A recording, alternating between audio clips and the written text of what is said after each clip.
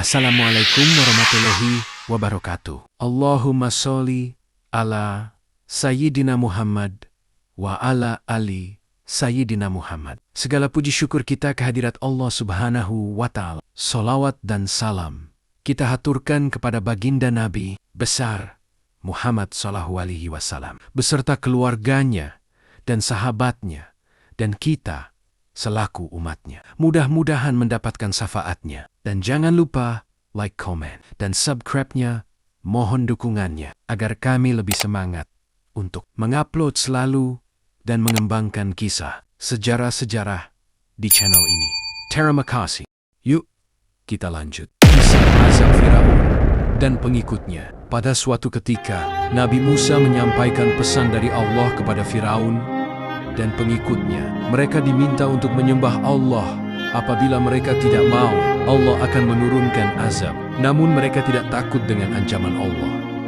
Setelah itu, Allah mendatangkan musim kemarau yang panjang. Sungai Nil menjadi kering dan tanaman tidak tumbuh.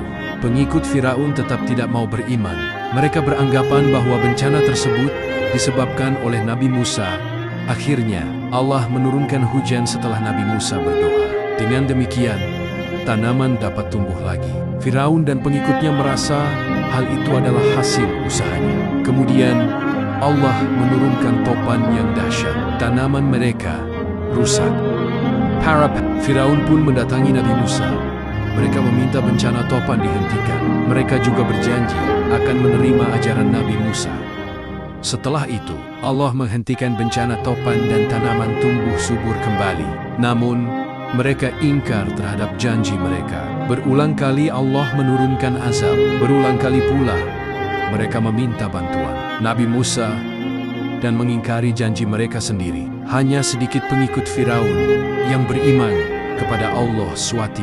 Kisah azab Allah kepada Firaun dan pengikutnya ada dalam Al-Quran surat Al-A'raf ayat 130-131, dan sesungguhnya kami telah menghukum Firaun dan kaumnya dengan mendatangkan musim kemarau yang panjang dan kekurangan buah-buahan, supaya mereka mengambil pelajaran. Dalam ayat 133-134 surat Al-A'raf dijelaskan tentang azab Allah kepada kaum Firaun.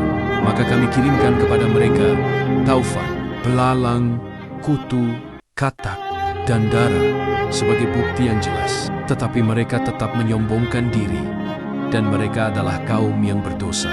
Dan ketika mereka ditimpa azab yang telah diterangkan itu, mereka pun berkata, "Hai Musa, mohonkanlah untuk kami kepada Tuhanmu dengan perantaraan kenabian yang diketahui Allah ada pada sisimu. Sesungguhnya, jika kamu dapat menghilangkan azab itu dan pada kami, pasti kami akan beriman kepadamu, dan akan kami biarkan Bani Israel pergi bersamamu." Allah menghilangkan azab mereka. Namun, mereka mengingkari janji mereka. Maka kami hilangkan azab itu dari mereka hingga batas waktu yang mereka sampai kepadanya. Tiba-tiba mereka mengingkarinya. Quran Surat Al-A'raf ayat 135. Sikap Firaun yang angkuh. Firaun risau dengan pernyataan Nabi Musa bahwa ada Tuhan yang lain selain dia. Ia menganggap dirinya sebagai Tuhan. Rakyatnya diminta menyembah dirinya. Kemudian, ia mengumpulkan rakyatnya. Di antara yang hadir terdapat Haman. Haman adalah salah seorang menteri Firaun. Firaun memerintahkan kepada Haman, "Aku ingin kau membangun bangunan tinggi pencakar langit. Tingginya harus mencapai pintu-pintu langit. Aku akan naik dan melihat wajah Tuhannya Musa."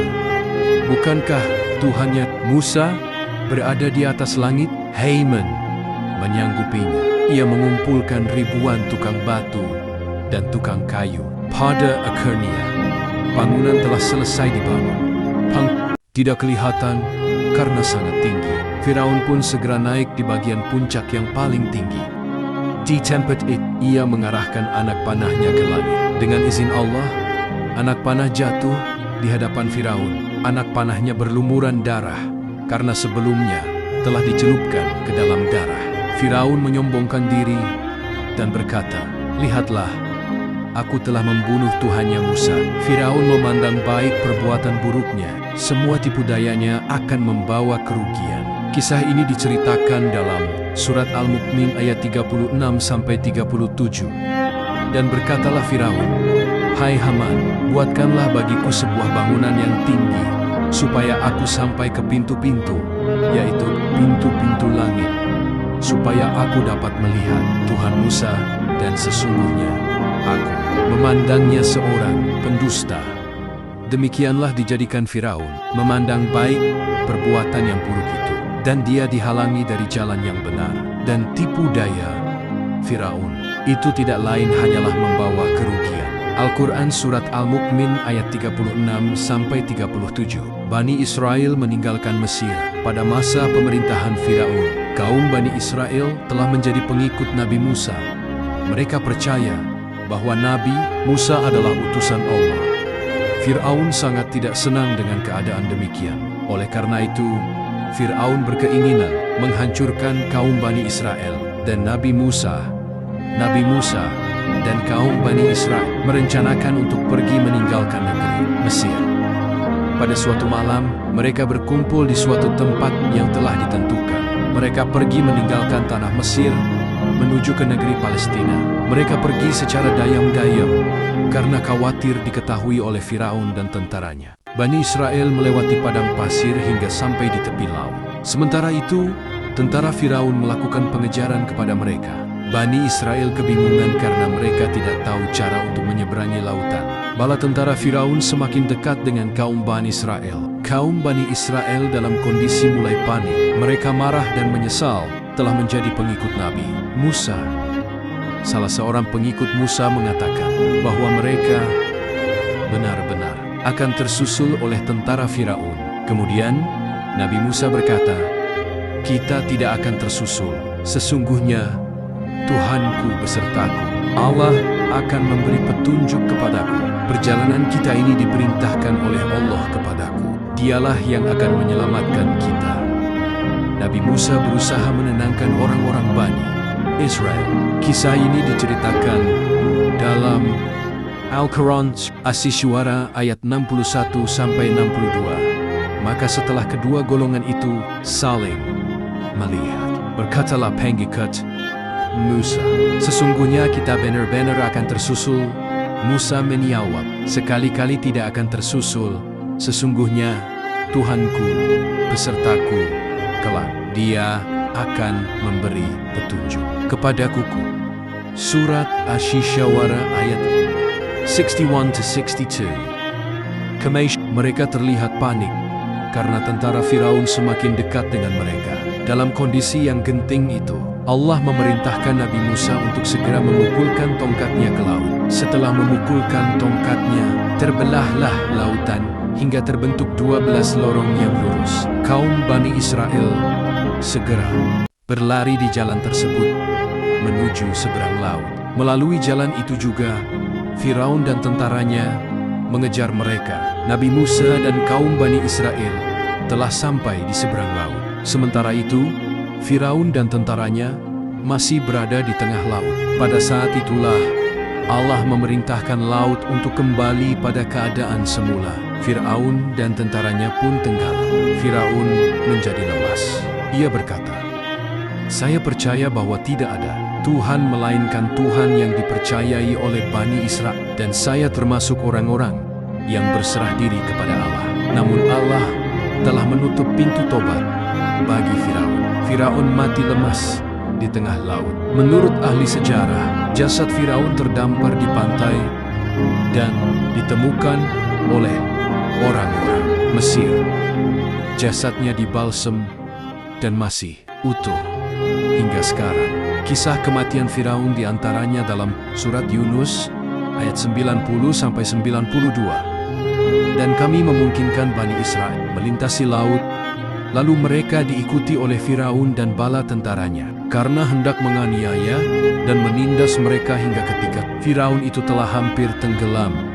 Berkatalah dia, "Saya percaya bahwa tidak ada Tuhan melainkan Tuhan yang dipercayai oleh Bani Israel, dan saya termasuk orang-orang yang berserah diri kepada Allah. Apakah sekarang baru kamu percaya?" Padahal sesungguhnya kamu telah durhaka sejak dahulu, dan kamu termasuk orang-orang yang berbuat kerusakan. Maka pada hari ini kami selamatkan badanmu, supaya kamu dapat menjadi pelajaran bagi orang-orang yang datang sesudahmu, dan sesungguhnya kebanyakan dari manusia lengah dari tanda-tanda kekuasaan kami. Kaum Bani Israel tidak bersyukur. Nabi Musa dan kaum Bani Israel telah selamat dari kejaran Firaun dan tentaranya. Mereka berada di seberang lautan. Selanjutnya, mereka melanjutkan perjalanan. Dalam surat Al-A'raf ayat 38, dikisahkan bahwa dalam perjalanan kaum Bani Israel melihat sekelompok orang yang menyembah berhala. Kemudian, mereka meminta Nabi Musa membuat patung berhala.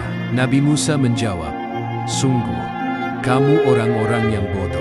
Pantaskah aku mencari Tuhan untukmu selain Allah, padahal Allah yang telah melebihkanmu dari umat yang lain?" Pada saat mereka sampai di Gunung Sinai, mereka kepanasan. Allah pun menciptakan awan. Dengan demikian, mereka dapat terlindung dari panas matahari. Allah juga memberikan makanan kepada mereka saat persediaan makanan mereka telah habis. Ketika air telah habis, Allah mewahyukan kepada Nabi Musa untuk memukulkan tongkatnya pada batu. Air pun keluar dari batu tersebut. Allah telah memberikan karunia yang melimpah pada kaum Bani Israel. Namun, mereka belum merasa puas. Mereka menginginkan makanan yang lain. Kemudian, Nabi Musa menyindir mereka dengan berkata, "Pergilah ke Mesir. Di sana, kamu akan mendapatkan apa yang kalian inginkan." Al-Quran mengisahkan nikmat Allah yang diberikan kepada kaum Bani Israel. Di antaranya adalah dalam Al-Quran surat Al-Baqarah ayat 57. "Dan kami naungi kamu dengan awan, dan kami turunkan kepadamu mana dan salwa. Makanlah dari makanan yang baik-baik yang telah kami berikan kepadamu, dan tidaklah mereka menganiaya kami, akan tetapi merekalah yang menganiaya diri mereka sendiri. Mana adalah makanan manis sejenis madu, sedangkan salwa adalah burung sebangsa burung puyuh. Demikianlah kaum Bani Israel yang tidak bersyukur dan tidak bersabar. Sesungguhnya Allah Maha Kaya dan Maha Terpuji. Allah tidak memerlukan syukur dari hamba-hambanya. Semoga kita bisa mengambil hikmahnya di dalam sejarah ini dan menjadi hamba Allah yang soleh dan solehah, taat kepadanya dan Rasul-Rasulnya. Sekian dari kami, semoga bermanfaat. Wa'allahu a'lam bishawab. Wassalam.